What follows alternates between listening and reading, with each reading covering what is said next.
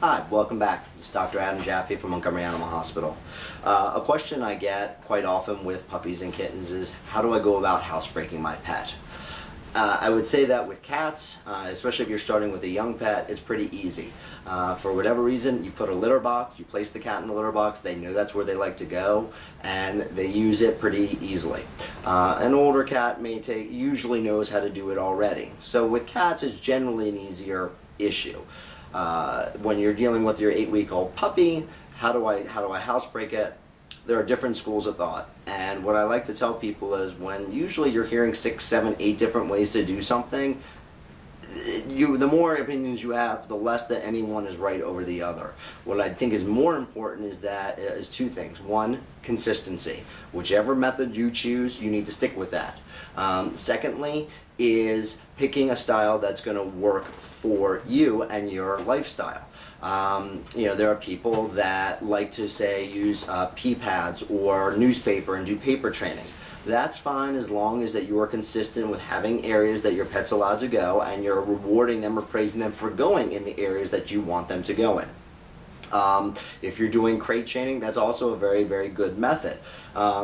There are some sort of rules that you want to follow with that, and you want to make sure the crate's not too big. It needs to feel like a home den environment so that your pet feels like he's sleeping in a den, like he was a wolf in the wild. And if you do that, they tend to not to want to have accidents where they sleep or in their sort of home den territory.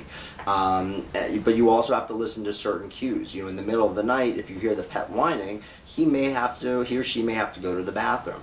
But when you do that, I recommend that you don't speak with the pet, you don't play with the pet, because then they're waking up thinking, oh, cool, it's time to play. What you want to do is pick them up, not speak, put them outside, or put them on their pad, or do whatever it is you're going to do, and tell them they're a good boy or girl when they go to the bathroom, and then put them right back in and go right back to bed. If you stimulate them or interact with them, they're going to wake up and it's going to make your life miserable. And then you're going to get up and not know, do they have to go to the bathroom or they just want to play with me? So you have to sort of stay consistent with the signals that you're sending.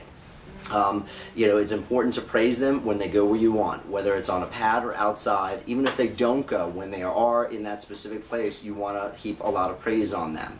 If you can catch them in the act of going in an inappropriate place, you do want to scold them and tell them that it's inappropriate, but then you still have to follow that up with, okay, mom and dad don't like when I do this, but I'll put you here because that's important for where you need to go. So even if you do a little bit of scolding, you have to follow it up with a positive. And it is pretty well documented that you cannot 10 minutes later or 15 minutes later come and find a stool or a urine accident and yell at them. They know they're in trouble, they know you're not happy, but they just can't put rhyme or reason to the stool or the urine with that. So make sure if you're going to scold, do it right after it happens. Anyway, I hope that helps. Give us a call at the number listed below or visit us at our website. Again, this is Dr. Adam Jaffe from Montgomery Animal Hospital in Rockville, Maryland. Thank you.